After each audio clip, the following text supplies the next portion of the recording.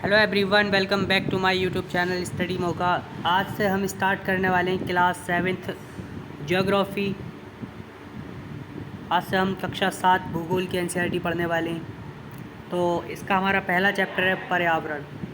Basically इस chapter में आपको पढ़ना है कि पर्यावरण क्या होता है, पर्यावरण के घटक कौन कौन से हैं, इन सभी के बारे में भी हम डिस्कस करते हैं। तो दोस्तों एक कहानी के माध्यम से यहाँ पर समझाया गया है कि लंबी छुट्टियों के बाद जब रवि स्कूल जा रहा था तब उसने देखा स्कूल के पास में खेल के मैदान में खुदाई हो गई थी। वहीं एक मैदान उनके खेलने के लिए था। लोगों ने बताया कि वहाँ अनेक फ्लैटों वाली एक इमारत बनेगी। और जब रवि को समझ आया कि मुलायम घास, गेंदे के फूल, तितलियों वाला विशाल मैदान अब हमेशा के लिए नष्ट हो जाएगा, तो उसकी आंखों से आंसू छलकने लगे और उसने ये बात अपने सहपाठियों को बताई। सुबह की सभा में प्रधानाचार्य ने भी बहुत उदासी से कहा, देखो कैसे हमारा पर्यावरण बदल रहा है। कक्षा में पहुंचकर रवि ने शिक्षक से पूछा, पर्यावरण क्या है? उसके मन में ये प्रश्न आया कि पर्यावरण क्या है। तो उसके शिक्षक ने जवाब दिया, जो कुछ भी आप अपने आसपास देखते हो।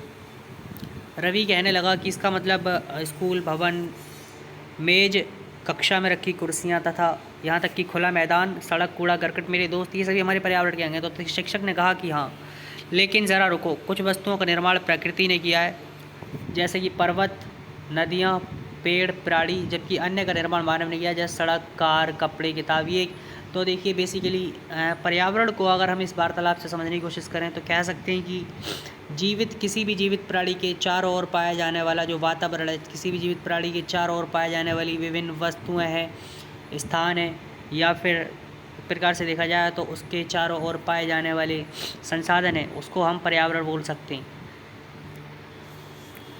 अब देखिए पर्यावरण के जो हैं वो अलग अलग घटक होते हैं। तो पर्यावरण के बेसिकली पर्यावरण में कुछ घटकों का निर्माण जो है प्रकृति द्वारा होता है तथा कुछ घटकों का निर्माण जो है वो मानव ने किया है। तो पर्यावरण के घटक दोस्तों बेसिकली दो घटक होते हैं, लेकिन मानव खुद पर्यावरण का घटक है। प्राकृतिक घटक लाइक आपका जल हो गया, वायु हो गई, स्थल और सजीव। अभी देखिए जलमंडल, वायुमंडल, स्थलमंडल और जैवमंडल के बारे में डिस्कस करेंगे। मानव निर्मित घटक जैसे कि इमारत वो मानव बनाता है, पार्क मानव बनाता है, पुल मानव बनाता है, सड़क, उद्योग या फिर आपके स्मारक हो गए। और अगर मानव की बात करूं तो देखिए मानव भी एक प्रकार से देखा जाए वो पर्यावरण का घटक है। तो आप देख सकते हैं कि किसी भी जीवित प्राणी के चारों ओर पाए जाने वाले लोग, स्थान, वस्तुएं एवं प्रकृति पर्यावरण कहते हैं। ठीक है, प्रकृति को ये प्राकृतिक एवं मानव निर्मित परिघटनाओं का सम्मिश्रण है। ये प्राकृतिक और एवं जितनी भी मानव जो एक्टिविटीज़ करता है उनका मिश्रण है। प्राकृतिक पर्यावरण में पृथ्वी पर पाई जाने वाली जीवीय एवं अजीवीय दोनों परिस्थितियां शामिल हैं, जैसे कि सजीव प्राणी, पादप एवं जंतु और निर्जीव पदार्थों का संसार, जिसको हम पर्वत, पहाड़ी वगैरह बोल सकते हैं। तो इनमें दोनों शामिल हैं प्राकृतिक पर्यावरण के अंतर्गत। जबकि मानवीय पर्यावरण में मानव की परस्पर क्रियाएं और उनकी गतिविधियां एवं उनके द्वारा बनाई गई रचनाएं शामिल हैं। अब देखिए डिस्कस करते हैं प्राकृतिक पर्यावरण को। भूमि, जल, वायु, पेड़ पौधे एवं जंतु मिलकर क्या बनाते हैं? प्राकृतिक पर्यावरण बनाते हैं। स्थलमंडल, जलमंडल, वायुमंडल एवं जैवमंडल से आप पहले ही परिचित होंगे। तो देखिए जैसा कि हमने स्थलमंडल बेसिकली पृथ्वी की ऊपरी परत को हम स्थलमंडल कहते हैं, जिस पर हम चलते हैं। पृथ्वी की ठोस परपटी या कठोर ऊपरी परत को क्या कहते हैं? स्थलमंडल।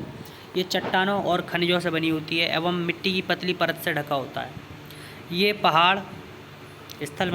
पहाड़, पठार, मैदान, घाटी आदि जैसी विभिन्न स्थलाकृतियों वाला विषम धरातल होता है।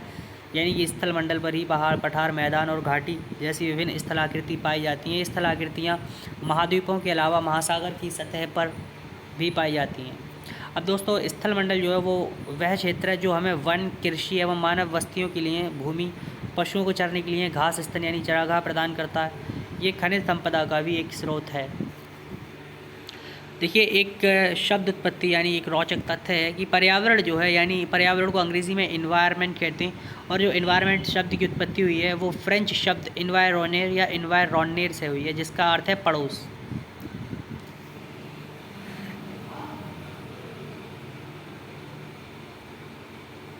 जल के क्षेत्र को जलमंडल कहते हैं, यानी कि जो हमारी पृथ्वी पर जितने भाग में जल पाया जाता है उसको जलमंडल कहते हैं। ये जल के विभिन्न स्रोतों जैसे कि नदी, झील, समुद्र, महासागर आदि जैसे विभिन्न जलाशयों से मिलकर बनता है। ये सभी प्राणियों के लिए आवश्यक है। पृथ्वी के चारों ओर फैली वायु की पतली परत को वायुमंडल कहते हैं। तो पृथ्वी के चारों ओर फैली वायु की पतली परत पाई जाती है जिसको वायुमंडल कहते हैं। पृथ्वी का जो गुरुत्वाकर्षण बल है अपने चारों ओर के वायुमंडल को थामे रखता है।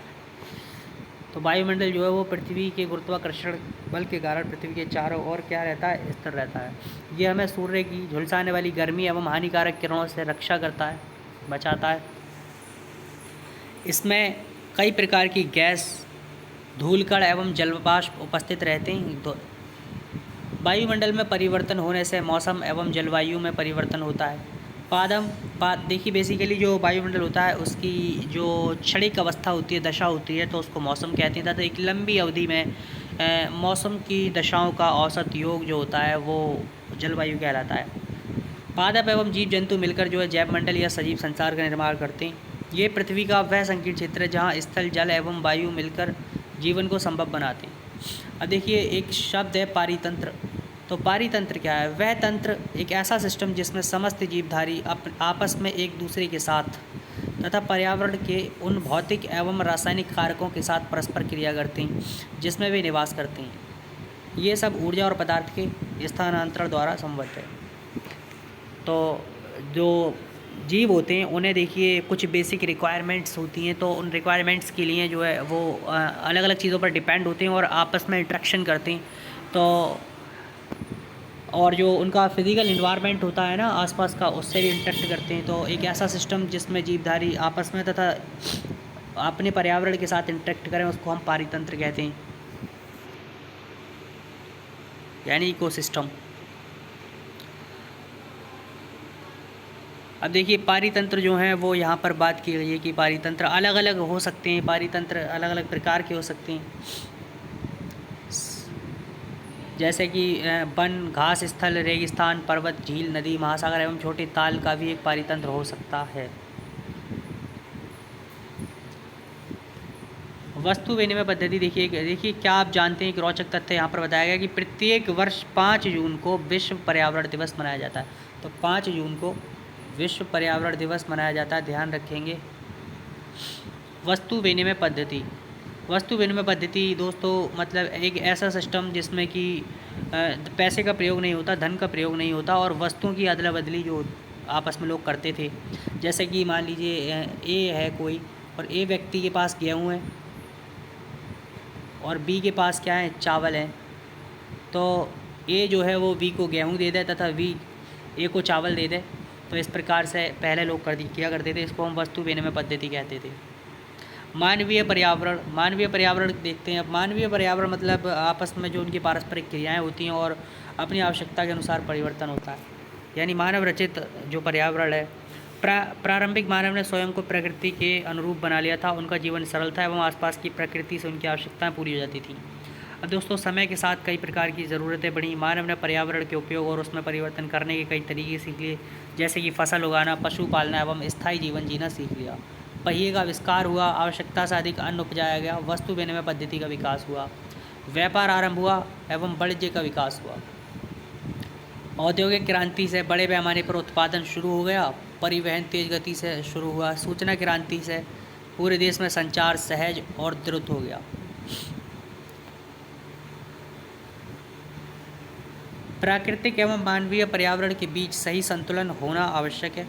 मानव को पर्यावरण के साथ समरसता से रहने एवं उसका उपयोग सीखना चाहिए। तो दोस्तों बेसिकली हमने इस चैप्टर में पढ़ा पारितंत्र क्या है, पर्यावरण क्या है, पर्यावरण के घटक कौन कौन से हैं, प्राकृतिक पर्यावरण क्या है और आपका मानव निर्मित पर्यावरण क्या है। मानव निर्मित पर्यावरण के कोई 4 उदाहरण दीजिए।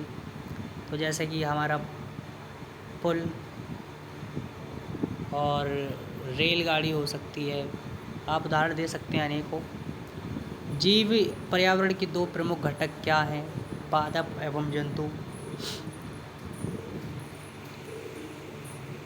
देखिए पूछा गया है कि इनमें से कौन सा जो है वो प्राकृतिक पारितंत्र नहीं है। तो जो आपका ताल है वो प्राकृतिक पारितंत्र नहीं है।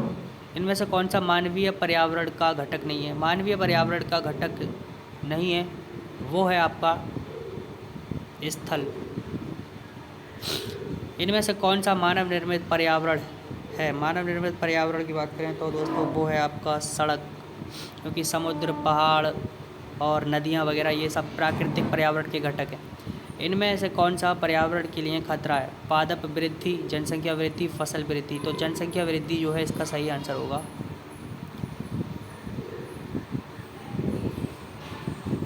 ये आपसे देखिए, आप प्रश्न हल करेंगे तो आपको ये चैप्टर और समझ में आ जाएगा। वायुमंडल पृथ्वी को घेरने वाली वायु की चादर। जलमंडल जलीय क्षेत्र, और आपका जो पर्यावरण है जीवों एवं उनके परिवेश का जो संबंध है वो पारितंत्र कहलाता है। हमारे आसपास का क्षेत्र पर्यावरण तथा जैव मंडल वह संकीर्ण क्षेत्र जहाँ स्थल, जल एवं वायु की पारस्परिक क्रिया होती हैं। तो दोस्तों ये था हमारा आज का चैप्टर पर्यावरण। अगले वीडियो में हम पढ़ेंगे, देखिए हमारी पृथ्वी के अंदर हमारी पृथ्वी की आंतरिक संरचना कैसी है और किस प्रकार से हम अपनी पृथ्वी की आंतरिक संरचना के बारे में जानते हैं, उसके जानने के क्या स्रोत हैं, इन सभी के बारे में पढ़ेंगे।